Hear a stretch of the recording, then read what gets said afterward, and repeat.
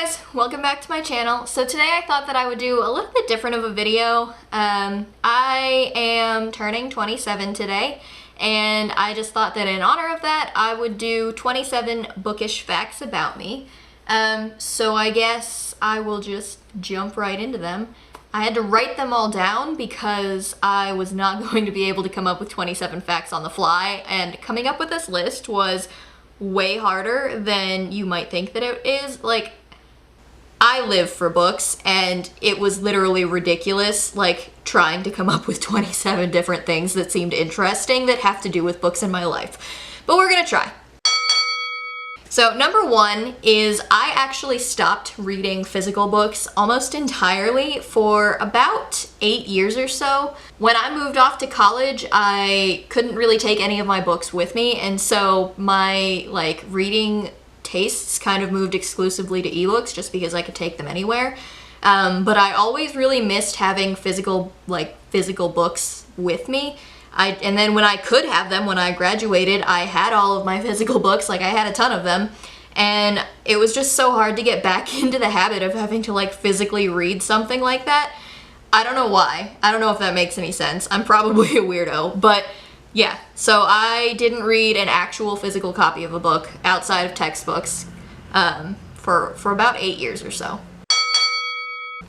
Number two, a follow-up to that, is when I started getting books back, my bookshelves almost exclusively were made up of mass market adult romance paperbacks.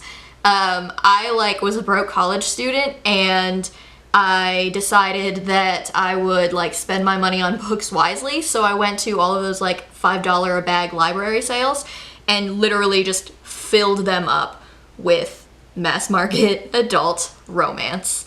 And I didn't actually read many of those mass markets that I bought at the library. I feel like it's important to mention that. I had them, and then I kept reading ebooks, so that happened. Fact number three is something that I think is really common for a lot of people on BookTube and a lot of the big reading community in general. But I always have read fairly above my grade level. I was reading books like The Sword of Truth by Terry Goodkin, that whole series. I had taken that with me to classes when I was in the 3rd grade, and that was where some of my love of high fantasy started, was that I started reading that at such a young age. Fact number four, and I kind of already touched on this earlier, but I am definitely playing catch up in the wider reading community. Like I said, I pretty much only read adult romance for about 8 years, and that's pretty much exclusively where I focused all of my attention. I didn't really look outside of authors that I knew even. I just stuck to the ones that I like, and anytime they came out with a new one, or I needed to read their backlists, that's what I read when I was in college and after college, just purely adult romance, ebooks, and paperbacks, and stuff like that. I'm not proud of it. But you know what? No. Romance gets a really bad rap. And I know that some of BookTube is turning to the adult romance genre as a whole. But when I was reading it and when a lot of other people were reading it, it was getting hated on. And it's not something to be ashamed of. Romance novels are fantastic, and they're a great form of escapism. There are problematic ones, yes, but there's also a lot of great ones out there. I'm gonna step off of my soapbox now though. Moving on. Fact number five is that I used to dog-ear my pages with absolutely zero remorse. And not to say that it's a bad thing to do so. Anybody that dog-ears their pages, I have no problem with you as long as that's your book and you're not defacing anybody else's. But I have moved away from that now that I have the ability to use bookmarks. It's not like I didn't have the ability. The peace of mind to use a bookmark.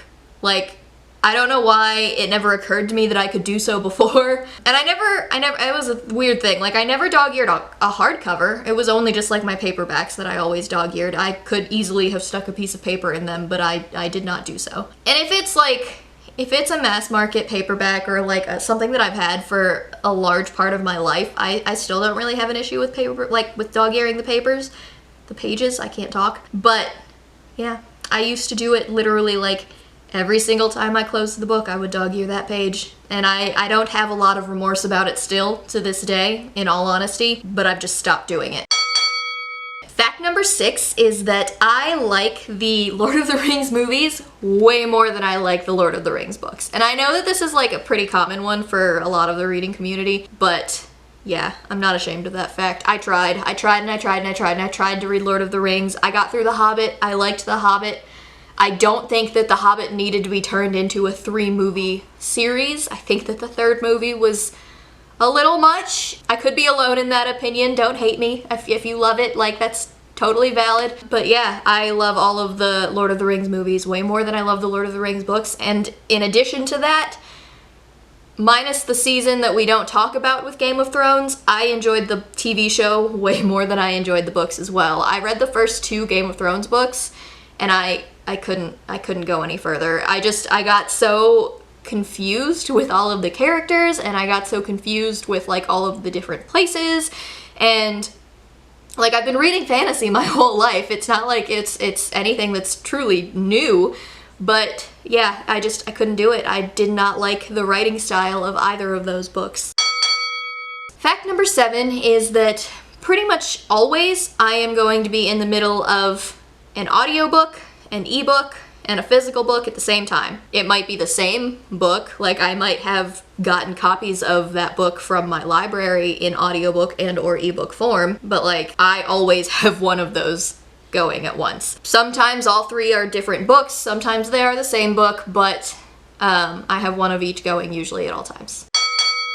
Fact number 8 is that if I am in the middle of a reading slump, I will almost always go to an adult romance, and I will almost always go to an adult romance that I know that I like. That's one big thing for reading slumps with me, is I have to read something that I know that I already love to like reignite my love of reading. But I'll usually pick an adult romance that I know that I love. A lot of my go-tos are like Mariana Zapata. I will go to Karen Rose. I will occasionally, like sometimes my go-to slump is Sarah J Maas. I'm also a huge Sarah J Maas fan, and A Court of Mist and Fury, like I can go into that and I know what I'm getting and I know what scenes that I love, and it automatically like makes me happy to be reading again. Fact number 9 is that I am a sucker for the majority of like romance tropes, or tropes in general. In all honesty, most tropes really don't bother me. Like I really don't mind the chosen one. I really don't mind like hate to love romance. I don't mind like the best friends to lovers. I don't mind like best friend sibling. I enjoy all of those.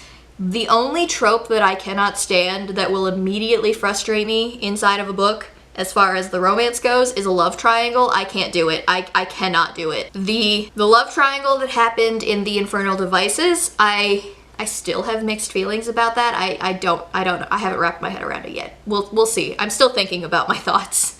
But for the most part, I just can't do the love triangle thing. Fact number 10 is that I am terrible at DNFing any book. I'm awful at it. I can't actually remember the last time I DNF'd a book.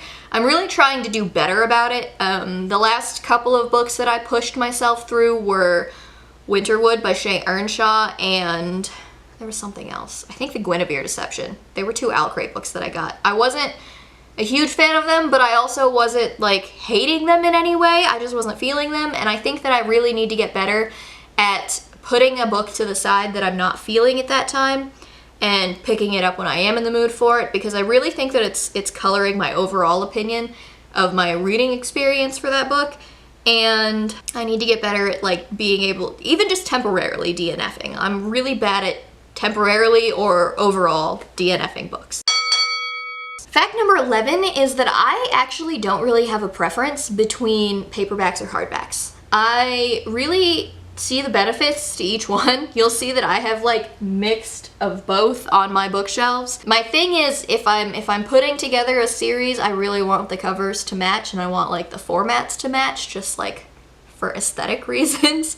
If they don't, it really isn't the worst thing in the world to me, but whether or not I buy the paperback version or the hardback version, I don't really care. I will say I prefer like the the longevity of a hardback because it's harder to damage one. But I am one of those people that thinks it's annoying to hold up a hardback the whole time that I'm reading it.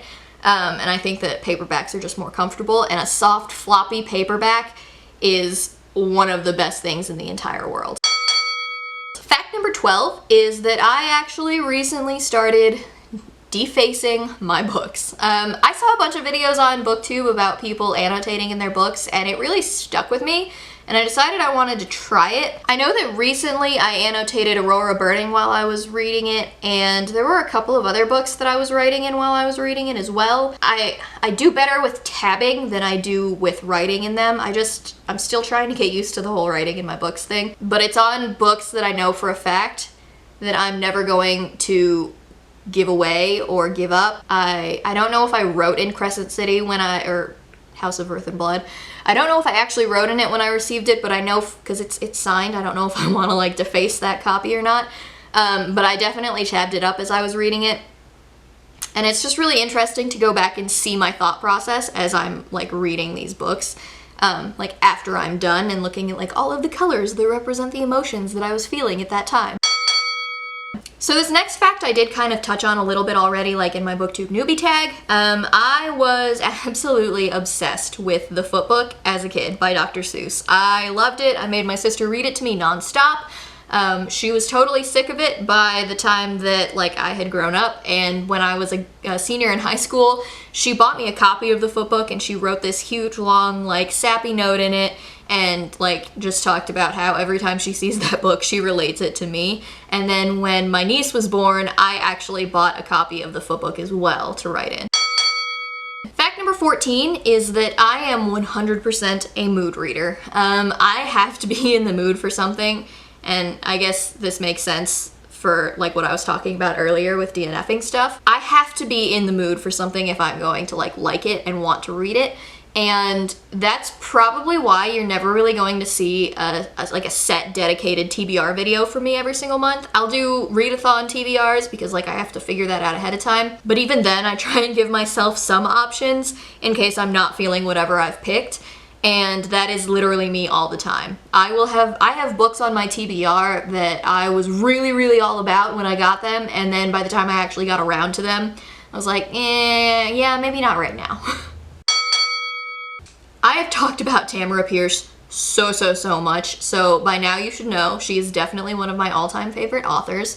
But in addition to her, some of my favorite authors are Kevin Hearn and Sarah J. Maas, which is like the most basic of favorite authors on BookTube. I know, but I love her, I do. And there's probably somebody else that I'm forgetting to mention, but those are my go-to for like fantasy options. Fact number 16 is that I have a TBR cart, and you'll probably see it like if I actually do manage to vlog something at any point in the future. It does not come close to fitting my entire TBR, I can tell you that much. It's overloaded, and my husband makes fun of me all the time about it. But I do have a TBR cart, and I don't necessarily always pull books off of my TBR cart to read, so I don't really know what the point of it is, other than like an extra set of storage space for my books. Fact number 17 is that, so like right now we're currently renting a house. We've been renting this house for a few years, and we've been trying to save up money to buy like a house of our own. And I am desperately waiting for us to be able to get into a house of our own, because I cannot wait to update these shelves. I cannot wait to add more shelves, because the books that I have definitely don't fit on the shelves that I have. I've got 2 of these, and then I've got a TBR cart, and then I've got a box of books that don't fit out here in the back. And then I've also got 2 sets of bookshelves back home at my parents' house that they are very kindly keeping for me, that I left there like when I left for college, and they're just keeping them there until, like I said, until we can buy a house. And one of those rooms is going to be dedicated like to being my library / reading room. If it's big enough, John will have it also as like partially his man cave, and he can play video games in there, like, or we can both. I also play video games in there as well. But yeah, I really desperately just want a room with a dedicated space for my books. I don't know how interesting this next fact is going to be, but like Some of my absolute favorite books of all time I like got when I was in my ebook phase, and so I only have the ebook copies of them, but I really want my physical copies. Like they're on like my wish list. I really want physical copies of all of them so that I can, like, annotating in an ebook doesn't hit the same as annotating in a physical book, I'm just gonna say. And I really want to be able to mark up my favorite copies of like my favorite books, and I can't do that because all I have is the ebooks of them. Fact number 19 is fact number 19?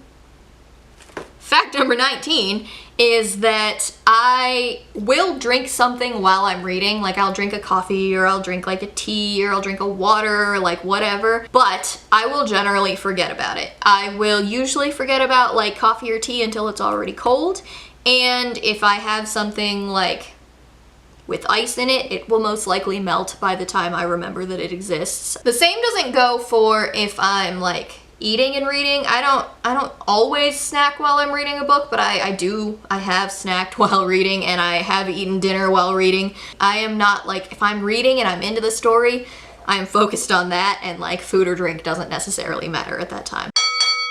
Fact number 20 is that I really haven't historically loved classics. I definitely want to read more of them. I've read Pride and Prejudice and I really enjoyed that. I have read The Count of Monte Cristo and I really enjoyed that. There's just a lot of classics that I would love to get to, and I just haven't made the time for them yet, but they are on my TBR. I know that I want to read Frankenstein, and I want to read Dracula, and I want to read more like Jane Austen and the Bronte sisters. Like I said, I'm a sucker for romance, and those just really appeal to me. Fact number 21 is that I talked about my obsession with romance novels. It's not something that's gonna go away on this channel. I love romance novels. Nora Roberts is probably my not so guilty pleasure as far as romance goes. She gets a lot of hate, and I think it's because of all of the books that she puts out, and I mean, who knows if she's the one actually writing them or not. I don't know that for a fact. But I love them. I love that you know what you're getting, even though they're not the same story every single time. I think that a lot of times she handles difficult situations really well, and there's always a really good like suspense story. I'm mostly talking about her standalones. I've read all of her trilogies as well, but I really love her standalones. The Obsession, The Witness. I can't think of any more than those right now off the top of my head. River's End, I think, is one of them. I just think that some of her standalones are just really fantastic stories that touch on a lot of things that you don't see in a lot of traditional mass market paperback romances.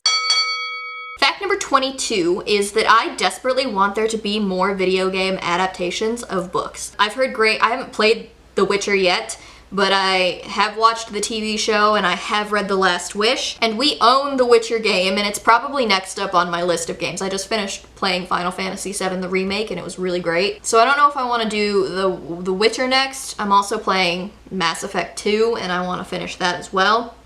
But there needs to be more video game adaptations of books, or bookish adaptations, like good bookish adaptations of video games, because I think that video games, not necessarily here on BookTube, but like in greater society, are just an underrated piece of media. Like, they're a great form of entertainment. My absolute favorite is Uncharted, which is a PlayStation game, and it's phenomenal. The storyline's phenomenal, the gameplay is phenomenal, and I desperately want there to be a TV show, movie, and bookish. They have comic books, but they're not very good, and there is like a physical book, but it's also not very good. I just need there to be more. I need more in that world. I need more of those characters, and I'm not kidding. Fact number 23 is that when I was in like high school, middle school, all of that, like when I was a youngin', I could easily finish an entire book in one day. I finished all of the Harry Potter books on the same day that I got them. I finished all of the Aragon books on the same day that I got them. I used to be great at finishing books in one day when I had, you know, time and less responsibilities.